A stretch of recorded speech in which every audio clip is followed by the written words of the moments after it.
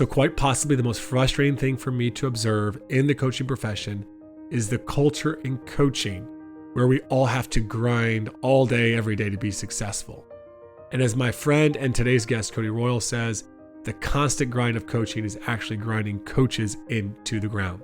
While this burnout, in my opinion, leads to coaches leaving the profession, as we discussed in last week's episode with Cody, in every case, in every single case, it is hurting the performance of the coach and it is hurting the team.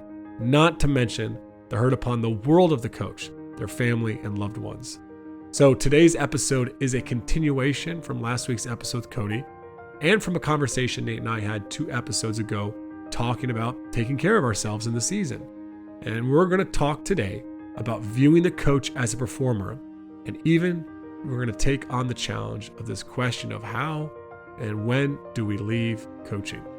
Welcome to the Coaching Culture Podcast. I'm JP Nurbin, the founder, not of just this podcast, but of TOC, which provides coaching and resources on leadership and culture for coaches.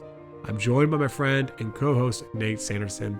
If you are new to this podcast, be sure to go to tocculture.com, where you can subscribe to our newsletter, which has free notes to this and every episode of the pod, as well as a free chapter of my book, The Culture System. Now let's get right into the second half of our conversation with Cody. If I'm a coach and I'm listening to this and I'm in an environment that is fear-based, or I feel a lot of pressure to perform, you're just in a league that's a highly competitive league. Gosh, if you're an NBA coach listening to this, or high level, college coach, and people are watching your box score every day, you probably feel a bit of pressure. The level of fear, that experience is obviously exerted somewhat by administration, and that help can alleviate those fears, like you're mentioning there. But I would also argue like some of it is my perception and how I'm working on myself as a coach, like when I don't take care of myself, when I'm not getting the right, putting the right people around me, when I'm not filling my head with the right types of things, when I'm not, taking care of my body physically, right, and setting boundaries around my time, then I'm going to fall apart. I'm going to be more susceptible to those pressures and fears. And I guess I bring this up because one of the big things that you've talked a lot about is the mental health of coaches. How much? So if I'm a coach listening to this, give me something. Maybe I don't like coaching the best school and I can't, or the best team or the best club, and I can't change tomorrow. What do I need to start doing today, to be able to combat this fear-based culture that comes from up top? Me personally, if I was in a fear-based culture, I would leave. No one needs to live through that. However, let's hypothesize that you want to stay and you want to work on things. Again, we've talked about, most misunderstandings start from issues around communication. And so if you're hoping to deal with the fear-based culture itself, you've got to help the department break down some of those misunderstandings around where things need to be. But in terms of your own ability to generate more performance out of yourself and your own mental health and performance, a lot of the kind of tricks, if you will, are sitting right in front of you, and it is barriers. It's barriers to your time. It's sleep and finding ways to get better sleep. Sleep comes with practice, right? You can't just magically decide to sleep 12 hours now or block out 12 hours and all of a sudden you're going to sleep the whole time. There are ways to train yourself to be able to go to sleep that often what we do is we take them, or we go and learn about them at a seminar or a workshop and give them to our athletes, and then we don't follow them. But sleep is a huge one because of it impacts so much of performance, JP. Like, you know this, you and I have had this conversation many times, like your emotional regulation. So your ability to regulate yourself, let alone others, is impacted. Your ability to make good decisions, your ability to communicate and find the right words, to find the right tone to deliver those words is all generated through your ability to sleep and to rest and recover. And so, I would start there with some of the really, low hanging fruit. Your nutrition, your hydration, your sleep, your own exercise as a way to generate performance out of yourself. So I think what we're doing at the moment is we're trying to start coaching from a state of depletion and just hoping that it gets better. That's like having our players run a marathon the night before a game and just hoping that because they've played basketball before that they're gonna be able to perform. It's a silly approach, and we need to turn it to go the other way. And what I'll say here, because we're talking about someone in a culture of fear, is you're going to have to educate people about this new world of coaching that you're hoping to live in. You're going to have to educate people why you aren't going to respond to texts at 8 p.m. because you're having dinner with your family. It shouldn't be that way. You should never have to educate someone on why you're not going to pick up the phone at 7 p.m., which is dinner time for everyone. You shouldn't have to educate people on that necessarily. But that's, maybe we did this to ourselves as coaches in that we started answering every text message and every phone call all the time. So I would recommend not just doing it. Have a plan in place, but make sure you communicate that with your athletes and with your athletic department and say why. And the reason why is it's going to make you a better coach. And I think what you've shared, this comes back to something you said earlier on the transparency about why are we doing these things, or just educating on, why I'm making these changes, or just educating on what's challenging about coaching. Like I think that's really, you've shared a lot of things about that. And I think so often there's a lack of transparency within us as coaches. We don't always pull back the curtain of why we're doing things or what we're working on. And I think that that's huge. I think that will really help people to buy in with that. One thing I even challenged a few coaches with recently is I said, at the end of the day, 5 years from now, who do you want to have disappointed? Your son, your daughter, your wife, your husband, or do you want to have disappointed your players and administrators? If you have to, I'm not saying, there's no way forward that you can't have both be happy in some cases, but in the end of the day, like you have to make choices. Like who do you want 5, 10 years from now to have been disappointed? And that's always a powerful question to reflect on. But I love what you're sharing around the transparency, because I think when people see that, they'll actually be more empathetic and understanding of why we're choosing to do certain things. And this is the great thing about what we're talking about here is that you don't need to have expertise in sports or coaching or leadership to understand what we're talking about here, because you can have a conversation with someone and say, tell me how you felt the week after, because it's coming up to Christmas, tell me how you felt the week after Christmas when you ate as much as humanly possible. Tell me what state you were in. Were you lethargic?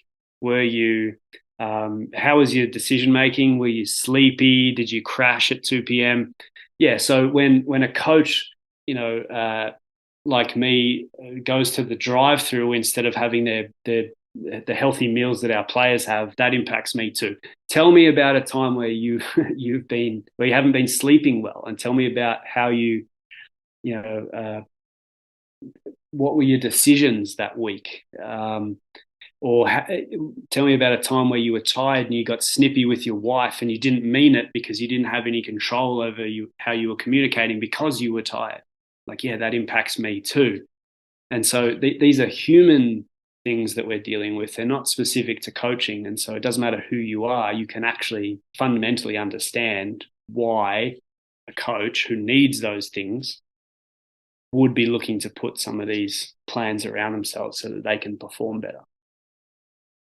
Well, Cody, I think this fits here. It's one of the phrases that I've heard you use and seen you write before, is that as a coach, we have to get comfortable with this place where it's not about us, but it's all about us.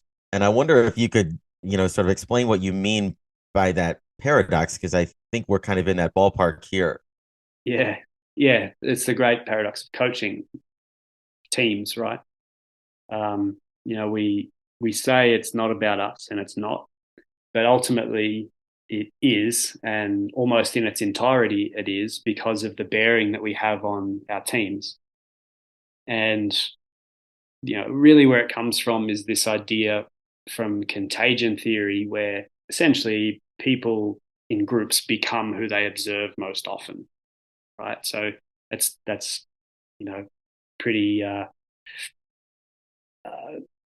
been well known in human behavior circles for a long time, right? Like when you're dealing with alcoholism, you change the environment, you change the people that you're hanging around with, because you're essentially replicating their behavior.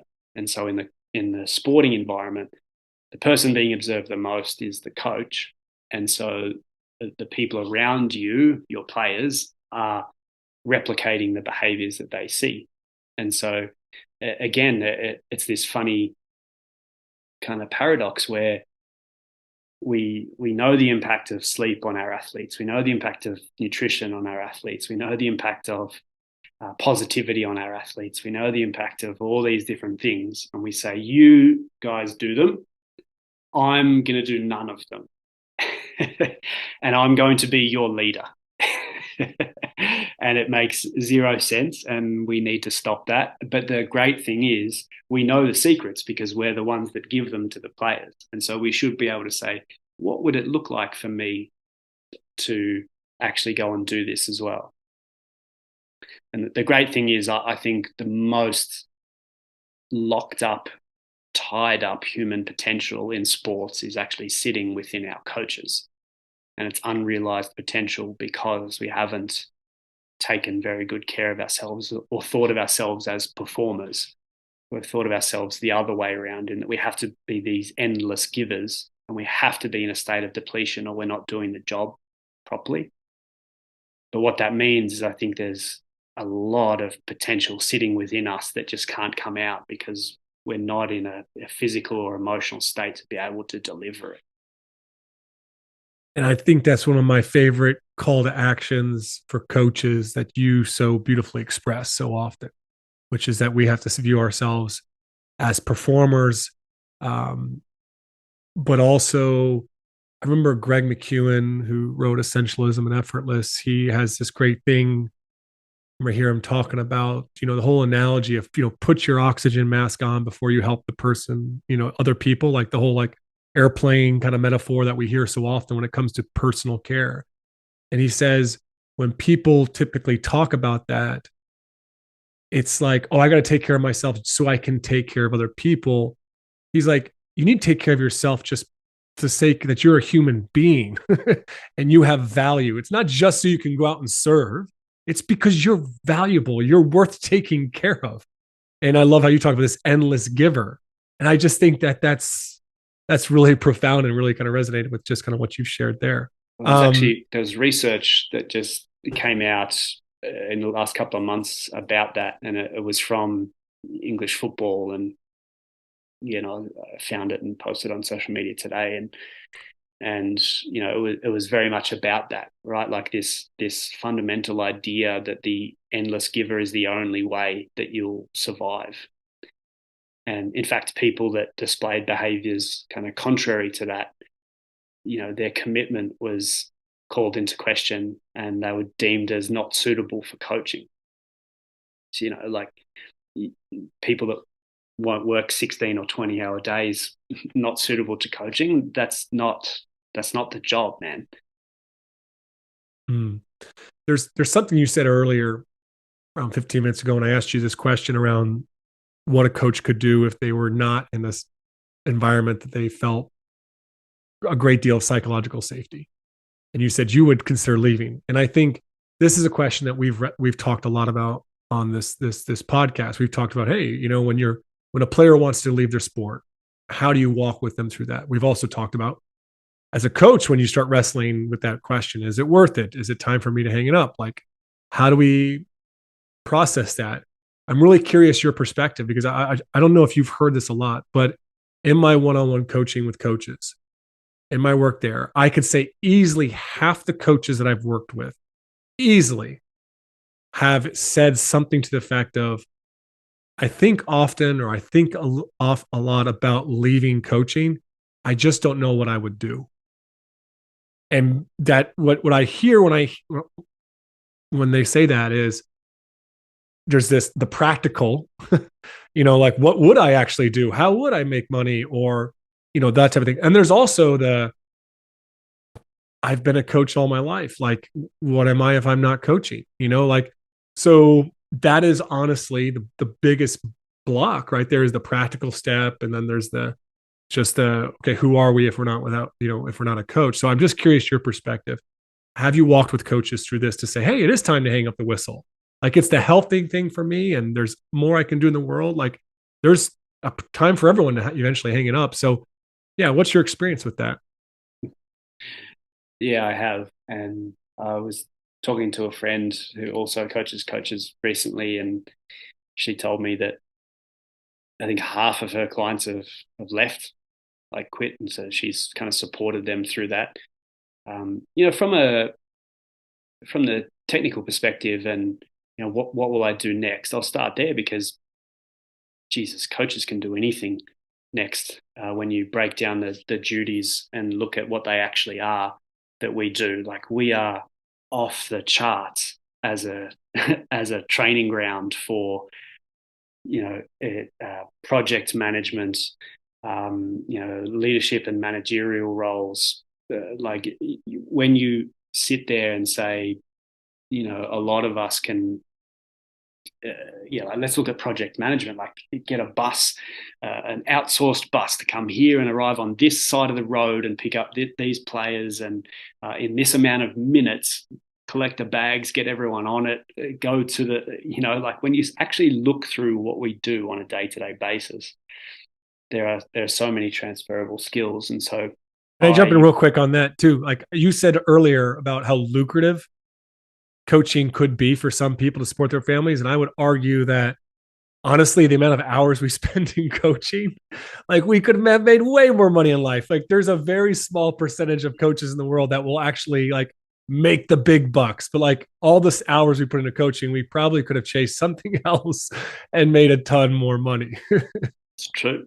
Yeah. I've spent a lot of my corporate career in technology. And I tell you what, though, if I was building a team, I would want coaches on there. And even corporate teams now are looking at not so much managers as coaches. Who do we actually employ around, for instance, our software development team that help them eliminate barriers to their performance and things like that. So there's an easy one that the corporate world is, again, looking at coaching and saying, how do we actually get what they have? And so more of those roles are coming up, let alone the more technical roles like project management, for instance. But yeah, I agree with you. But then on the personal side and who am I and identity and things like that, I think that's a more difficult one. But where I go with it, and I'm sure you're the same, JP, is I see my job there is to guide coaches' awareness around um, and look at the problem from a bunch of different perspectives to make sure that if they do make a decision and they do want to leave, that it is actually what they want to do, and it's not just a reactive, I'm having a hard week and so I'm going to walk away, and that it is actually, have you thought about this, or what is it that's actually bugging you? Is it just that you haven't had a difficult conversation and you're going to blow up a promising career because you don't want to have the conversation? Is it, can we upskill you in a particular way? And actually stepping through some of the things that may be leading them to jump, too early to a decision to leave, and just make sure that if they do, that it really is what they want to do, and that the passion has left. They're okay with another identity, all those different things. And it's not my job or our job to kind of help them leave. It's to say, make sure you've considered all of these different things around it from various angles. From my angle, I think you can coach, from your angle, from, people close to you. and just make sure that you've covered all of that off. And if you still arrive at the same destination, that's probably a pretty clear indication that you should go and try something else. Yeah, and I think too, it's if the pressure, it's the fear of losing the job, then I've been like, okay, well, you could lose your job or you could step away from your job. Why don't and I've seen some coaches that have gone into a year and said, you know what, I'm just going to accept whatever happens. I'm not going to stress or worry about it. I know I'll be at the end of the day, I'll be okay. I can find, something practically that fits for me and my family.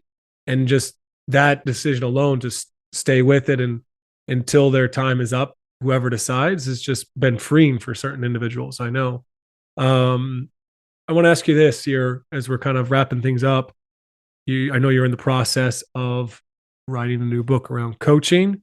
Don't know if you want to talk a little bit about that, but I know one of the big things that you are talking a lot about is the value of coaches for coaches.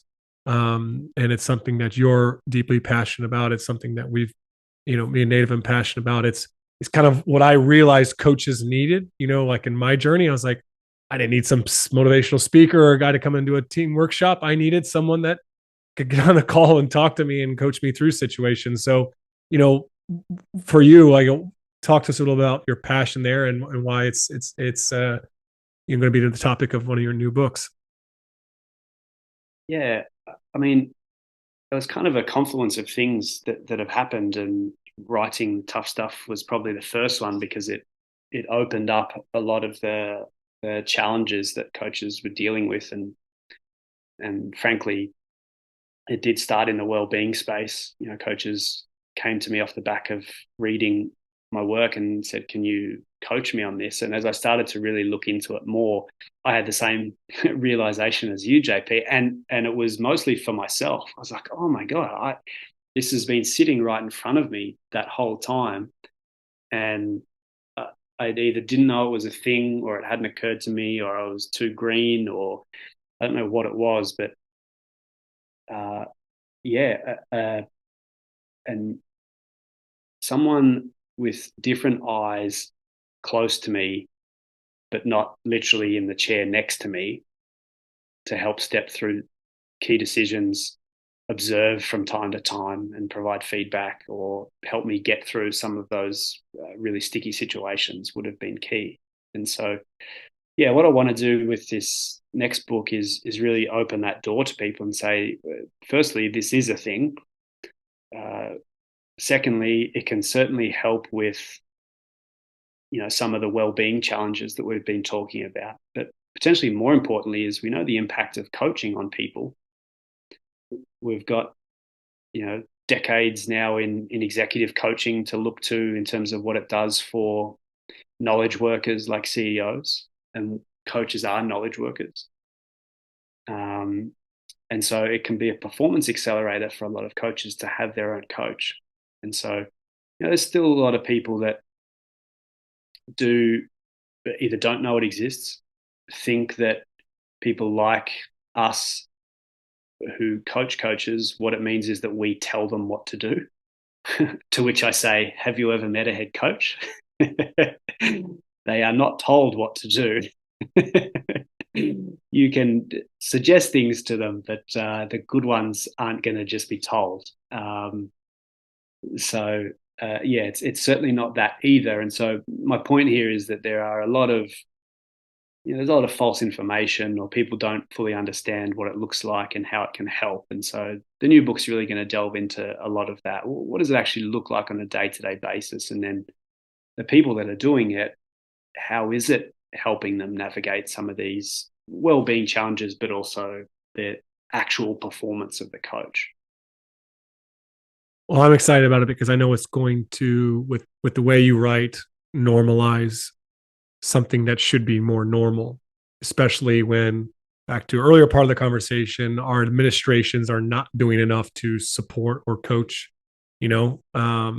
sometimes due to their own limitations, and that are understandable for sure. But right. The more we can get, like you said, people a little bit outside that our circumstances, a little less emotionally attached, with that perspective, it can be hugely, hugely valuable, as I know it's been for myself, for yourself, and for the people that we've worked with. So Appreciate you hopping on today to have this conversation just before the Christmas break. It was really, really enjoyable. Thanks for having me back, guys. Most people say after the first one, we'll get you back on, but you guys have actually got me back on. So I appreciate that. You must like me. All right, that's it for our conversation with Cody. Hopefully some great encouragement for you. If you like Cody as much as I do, you should probably check out his book, The Tough Stuff, if you haven't already. It's definitely the most raw and real coaching book on the shelf today.